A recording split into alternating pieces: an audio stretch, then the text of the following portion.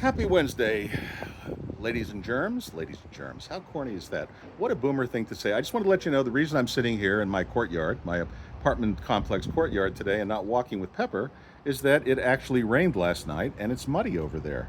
And when it's muddy out, Pepper's right here by my left hand, and I'm scratching her tushy, which she loves best of all. Just saying.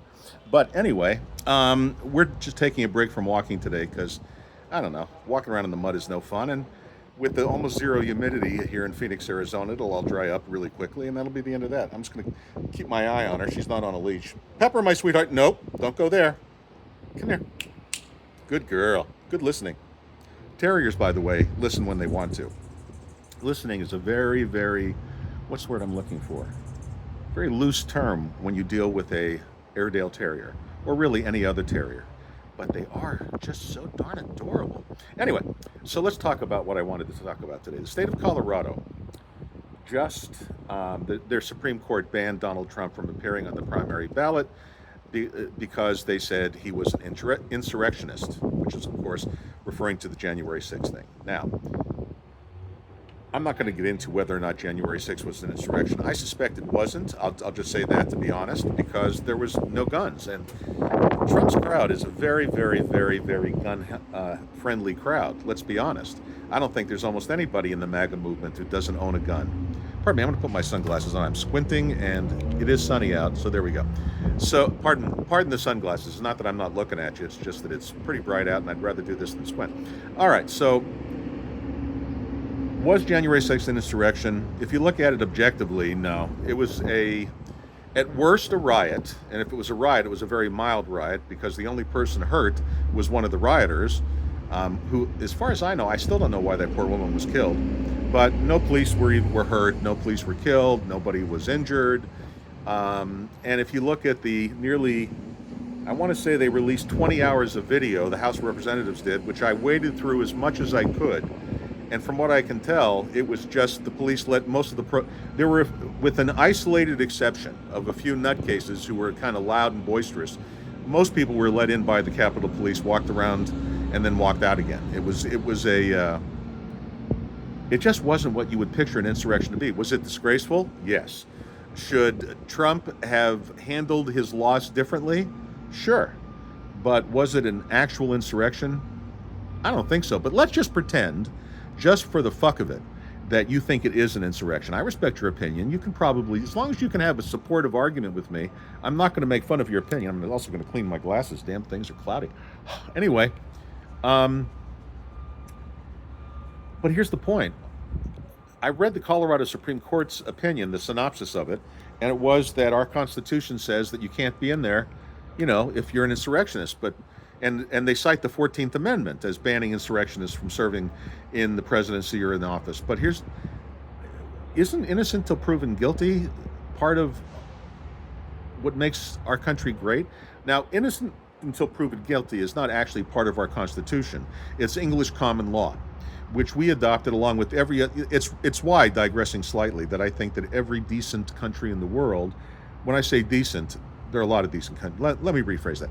Every country in the world that you or I might feel very comfortable in living in a modern way, is a former British colony. If you really think about it, whether it's Britain itself or Australia, New Zealand, Canada, the United States, obviously. If you were going to go live in Asia, Singapore is the nicest place in Asia.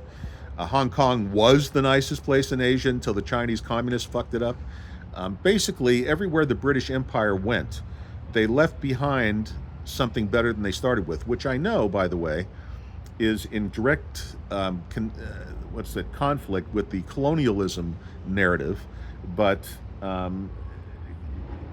until you really look at it and step back and realize that we've all been either colonialists or colonials, depending on the situation throughout history.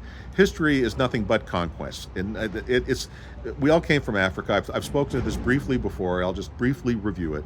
We all came from Africa. Every inch of the earth that we occupy has been conquered from somebody else, and reconquered and reconquered.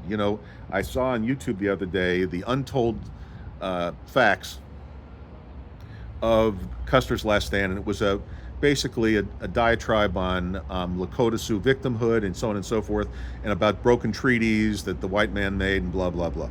and they were supposed to be able to live on that land in perpetuity, and so therefore Sitting Bull was completely justified in doing what he did, and the army should have supported Sitting Bull against the settlers who were illegally settling in the North Dakota territories, yada yada yada. And that may all be true, but here's the other side of the story. Number one is there was no big chief. One of the big problems that white men had in negotiating, I know I'm going down a tangent here, it's just a little history lesson. One of the problems that white men had understanding with Native American cultures is that there is no such thing in any of them as the big chief.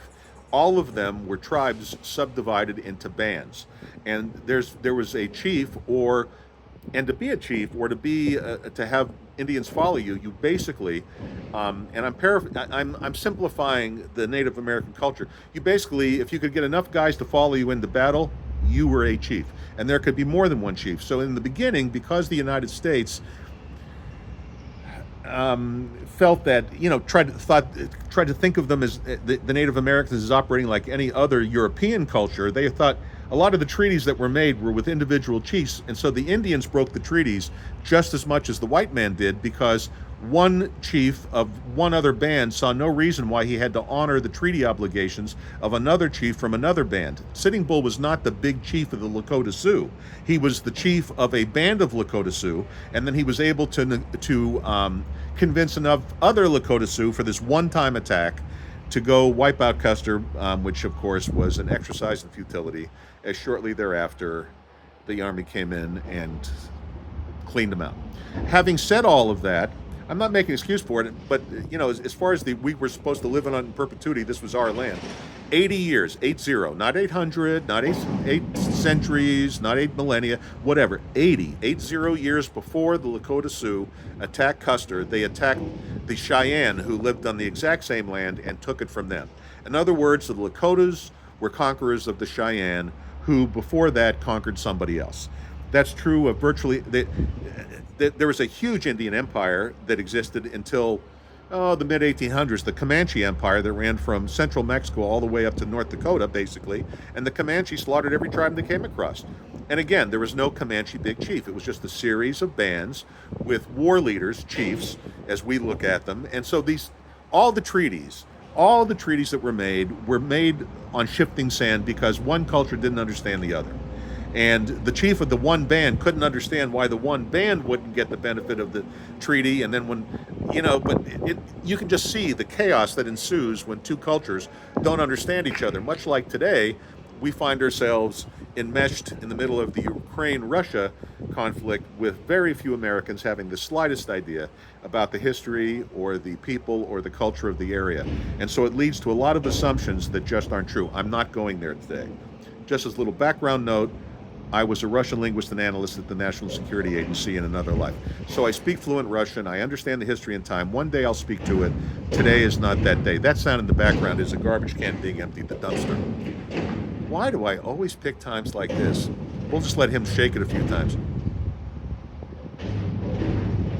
Are we all done now? You would think he'd be done by now. All right. So anyway, I guess there was a lot of crap in there. We'll probably hear, from what I can see, one more bang, and that should be the end of it. Anyway, let's get back on subject. I was talking about Trump not being allowed to run. Let that go by. Not being allowed to run in Colorado. It's ridiculous. It's going to get thrown out by the Supreme Court. And by the way, Colorado is not a particularly important primary state. And so I saw that Vivek Ramaswamy agreed to, what's the word I'm looking for? Oh, drop off the ballot if Trump is not kept on. But, that's all posturing and virtue signaling, politically speaking, because the Supreme Court, they're going to have an expedited hearing and throw out that stupidity. You can't bar somebody for being something they've never been convicted for.